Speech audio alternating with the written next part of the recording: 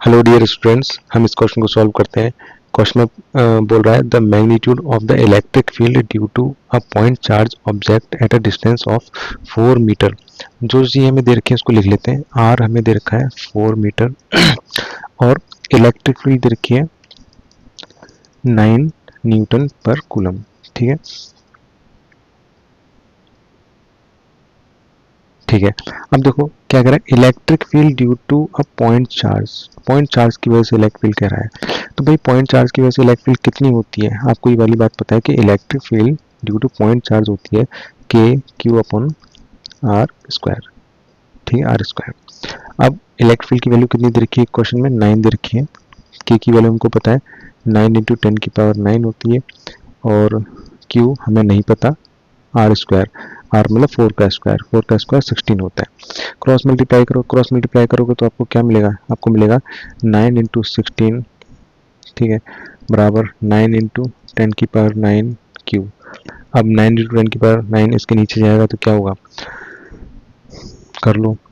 Q की value आ जाएगी 9 into, देखो क्यू यहीं रहेगा, ये वाली चीज़ कहाँ जाएगी, ये वाली चीज़ नीचे जाएगी, नीचे, ठीक है, ये ऊपर ही रहेगा, ये जाएगा डिनोमिनेटर में। तो क्या लिखूंगा 9 इंटू 16 डिवाइडेड बाई डिनोमिनेटर में कौन सा चाहेगा 9 इंटू 10⁻9। 9 से इसको कट कर लो तो क्या आ जाएगा, क्यू की वैल्यू 16 मल्टीप्लाई बाई 10⁻⁻9। ये आ गया क्यू की वैल्यू।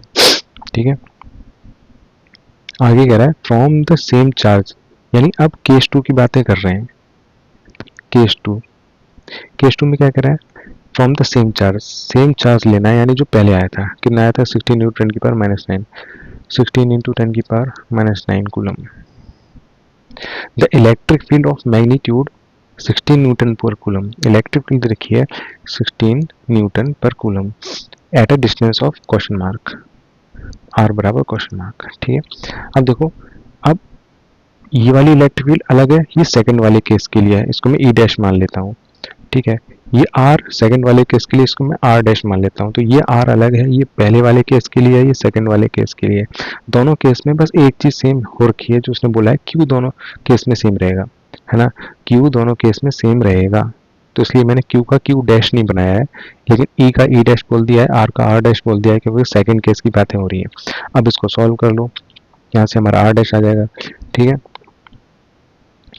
तो सॉल्व कैसे करेंगे, आपको पता है इलेक्ट्रिक फील्ड का फॉर्मूला पॉइंट चार्ज के लिए क्या होता है, के क्यू अपॉन आर स्क्वायर। ठीक है, आगे देखो इलेक्ट्रिक फील्ड की वैल्यू कितनी दे रखी है, सेकंड केस में 16, के की वैल्यू कितनी होती है 9 इंटू 10⁻9, क्यू की वैल्यू हमको पता है 16 इंटू 10⁻⁻9 आर स्क्वायर, ये हमको पता करना है सेकंड केस में।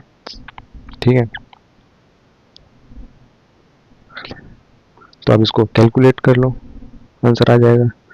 कैलकुलेट कैसे करोगे, देखो 16 कर लेता हूँ आपके सामने एक बार, तो आर क्रॉस मल्टीप्लाई करोगे तो आर स्क्वायर यहाँ चले जाएगा, आर स्क्वायर यहाँ चले जाएगा, 16 नीचे आ जाएगा। ठीक है, क्रॉस मल्टीप्लाई हो जाएंगे तो 9 into 10⁻9 multiply by 16 multiply by 10⁻⁻9 upon 16।